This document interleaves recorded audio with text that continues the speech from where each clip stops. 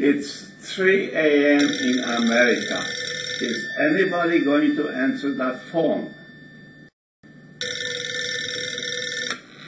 Hello, this is Arlene Palkert, Import Director. Oh, yes, operator, I'll accept the call from China. Hello, comrade.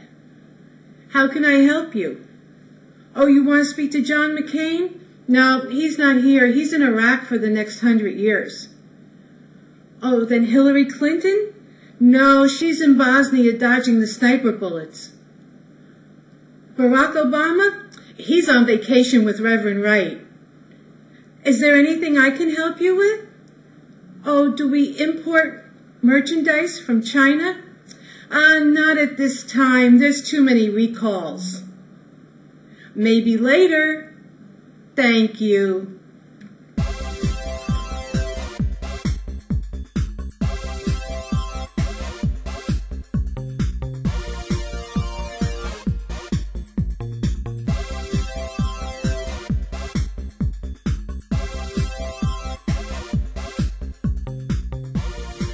Hi, my name is George Palkert, formerly Import Director for major corporation in America.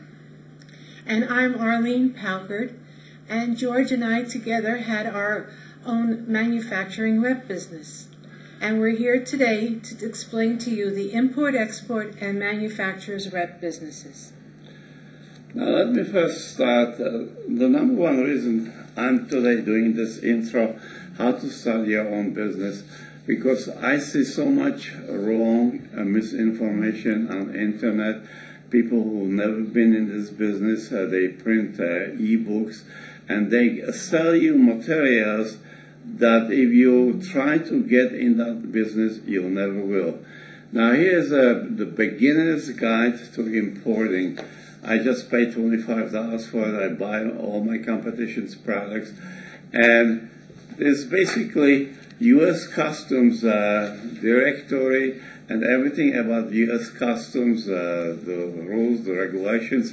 It's probably the real book, not editor e-book. It's probably a few thousand pages, like IRS codes, 90,000 pages. So the U.S. Customs book is not any smaller either. But people on the internet, to give you the wrong information, they print those things, they use your U.S. government publications. Today we're going to change it. I'm going to show you how you really start to get in the import-export business.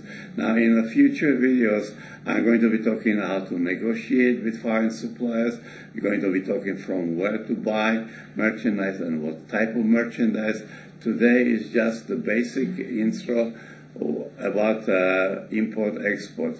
As far as my credentials, I'm in this business since 1970s, almost 40 years. Now I started first in toy stores. I opened a shoestring at toy store. Shoestring means I had no money, no credit, yet I opened some big toy stores and a little chain of stores later on. Now the first thing what I discovered when I look at the merchandise, there's lots of items missing where I could make good money. Like here happens to be my very first import from Australia. It's a koala bear with kangaroo fur, and I got lucky because the Qantas were advertising a little koala bear climbing on the tree. So just to give you an idea, I paid $1 for it delivered, and I sold it for $15. And that koala bear was flying, and you're talking 30 years before today. So that little koala bear was selling. Now, of course, I bought different sizes. I bought 1 foot up to 3 feet, 4 feet koala bears selling up to $150. So that's how I started. It was my very first import. That's actually the very original first koala bear I ever got. Then I got involved with flamenco dancers from Spain. I started to bring nice gun sets and holster sets and cowboy outfits from England, more merchandise from Italy, Germany, Austria, Hong Kong, and started to import toys from all over the world. The reason I did that, I had sort of upscale toy stores. I used to sell expensive merchandise, Madame Alexander dolls, FMV dolls, and expensive import dolls. I used to carry Steiff for fur, very expensive from Germany.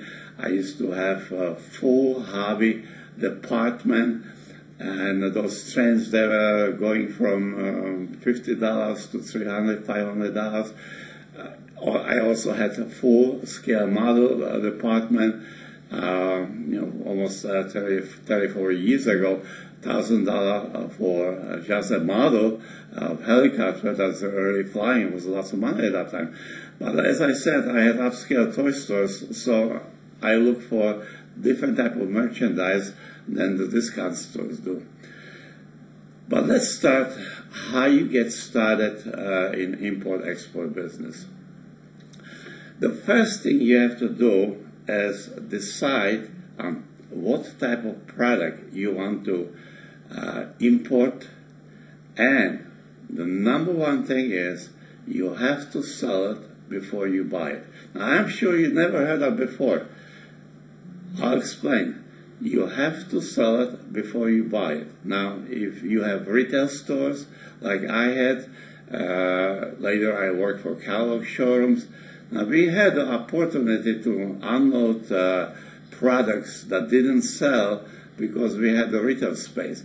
If you don't have a retail store, it's going to be much more difficult for you to get rid of it. That's why I say it's very important, sell it before you buy it, and we'll cover this selling process.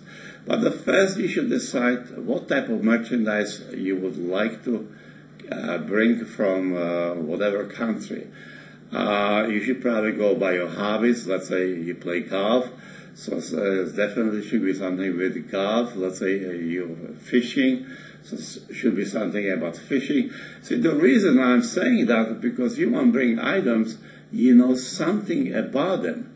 You don't want to go blindly to buy something and you know nothing about it.